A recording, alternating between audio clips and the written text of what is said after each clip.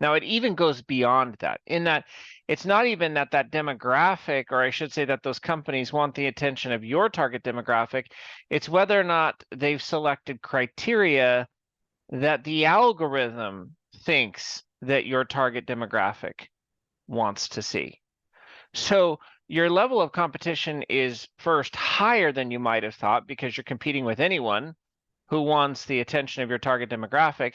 And then on top of that, you're competing with anyone that the algorithm thinks wants the attention of your target demographic.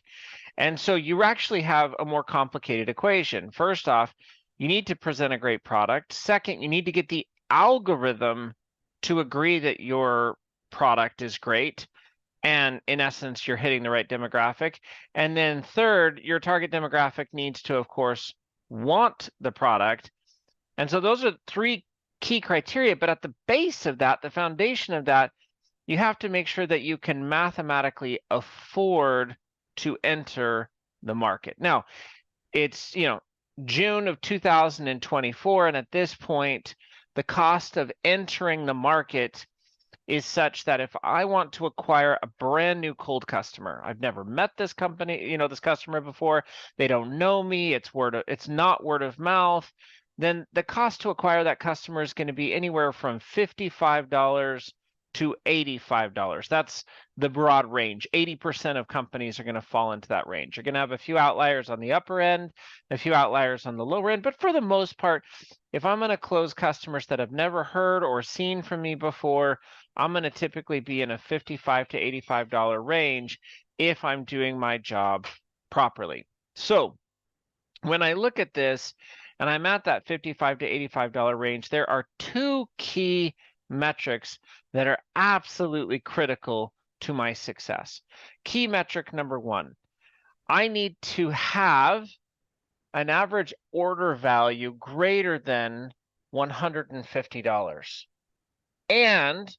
Or I need to have a lifetime value over 2 years that is greater than $300.